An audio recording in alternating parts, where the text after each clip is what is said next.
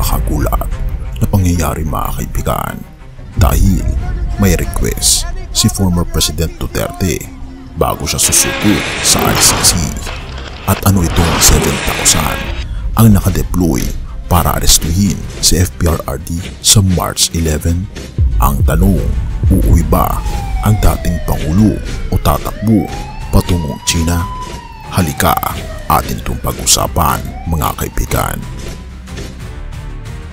Renewed speculation over a reported arrest order by the International Criminal Court for ex-Philippine President Rodrigo Duterte. But Duterte insists he does not deserve to be arrested. Former President Rodrigo Duterte has addressed reports of an alleged International Criminal Court or ICC arrest warrant against him. Duterte insisted his actions were aimed at ensuring peace and order. Arrest warrant ng International Criminal Court laban kay dating Pangulong Rodrigo Duterte. Gayunman nagpahayag ng kahandaan ng palasyo sa anumang maaaring mangyari sakaling humingi ng tulong ang Interpol sa pag-aresto sa dating Pangulo. The Office of the Prosecutor of the International Criminal Court did not deny nor confirm talks about the supposed arrest warrant against former President Rodrigo Duterte.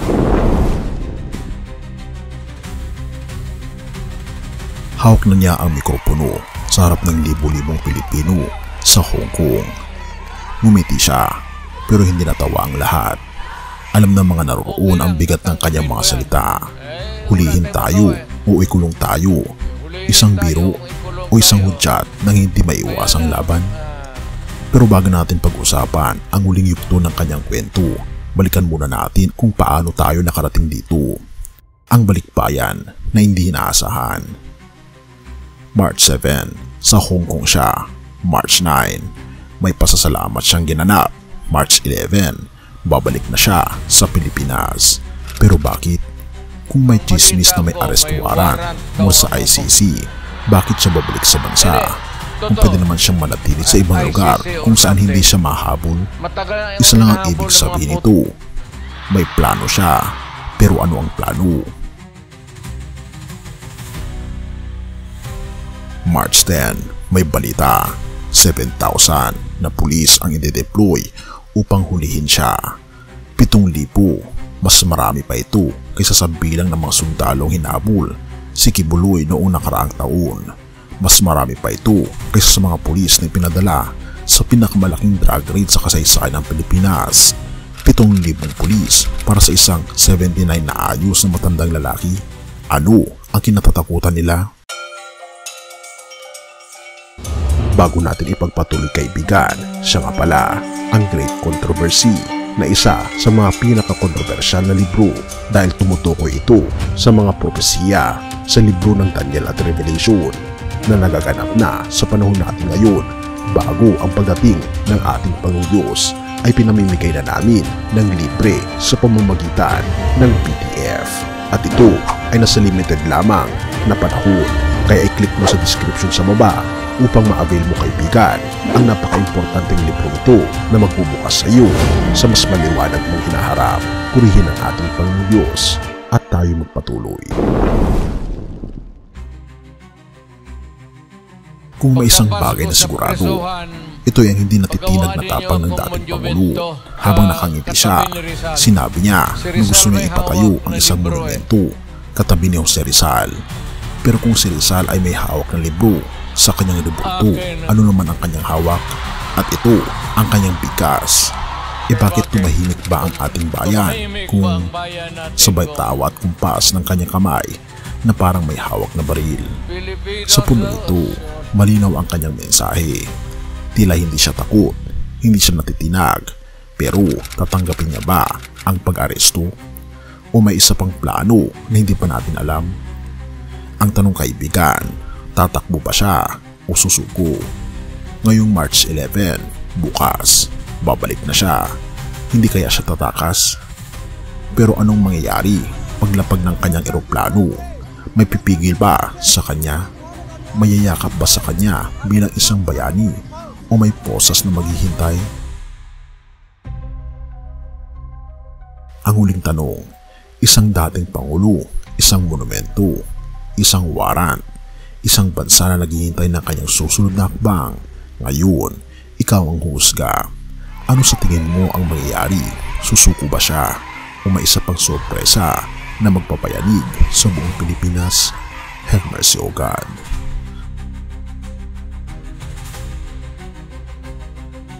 Roma 14 verses 10 to 11.